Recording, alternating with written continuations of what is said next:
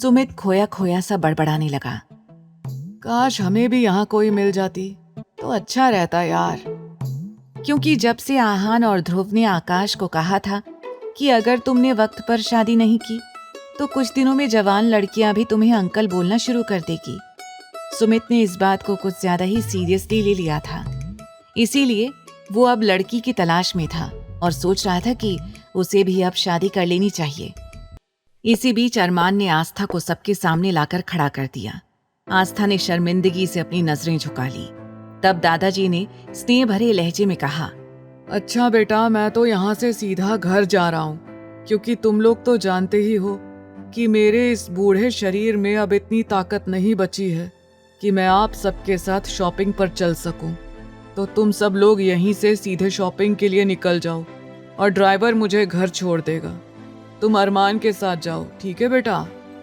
फिर दादाजी ने आस्था की ओर देखकर स्नेह से कहा, तुम इस शहर में नई हो बच्चा, तुम्हें अपना बहुत ख्याल रखना है, ठीक है?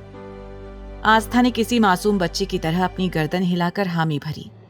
तभी ध्रुव ने उत्साह भरे लहजे में कहा, चिंता ना करे दादाजी, मैं आस्था भाभी का पूरा ख्याल रखूंगा। दरअसल अरमान भाई की गाड़ी में मैं आगे की सीट पर बैठ जाऊंगा और उनके साथ ही शॉपिंग पर चला जाऊंगा। ध्रुव ने तय कर लिया था कि वो सब अरमान की गाड़ी से ही शॉपिंग करने जाएंगे और वहां किसी भी तरह के बाकी गार्ड्स की जरूरत नहीं है, वो सब कुछ अपने आप संभाल सकते हैं।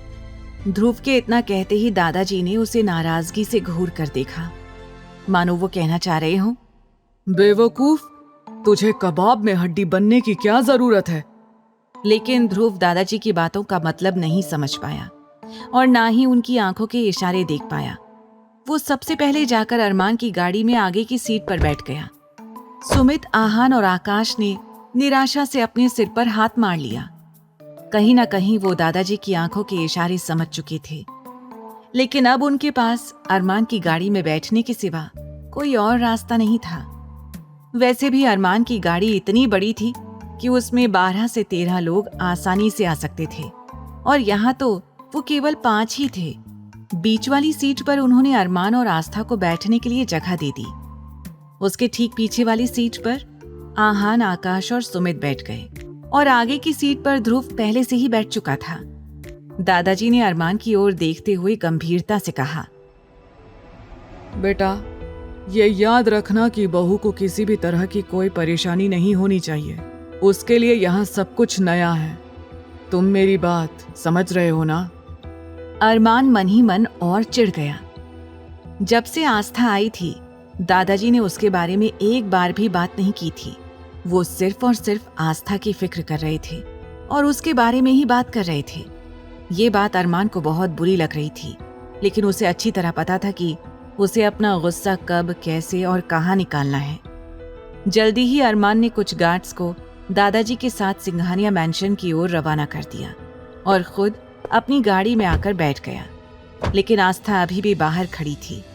किसी ने उसे बैठने के लिए कहा ही नहीं था और वो अपनी उंगलियों को मरोड़ने लगी, क्योंकि उसे समझ नहीं आ रहा था कि वो कैसे बैठे।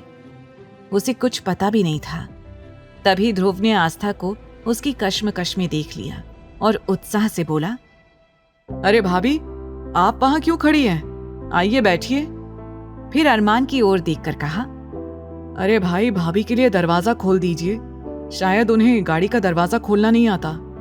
ध्रुव के इतना कहते ही अरमान ने खा जाने वाली नजरों से उसकी ओर देखा, मानो वो अभी और इसी वक्त उसे अपनी आंखों से जलाकर राख कर देगा।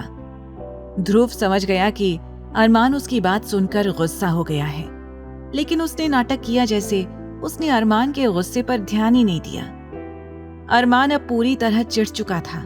फिलहाल उसके पास गाड़ी का दरवाजा खोलने के अलावा कोई और रास्ता नहीं था, क्योंकि उसने पहले ही अपने सभी गार्ड्स को वापस भेज दिया था।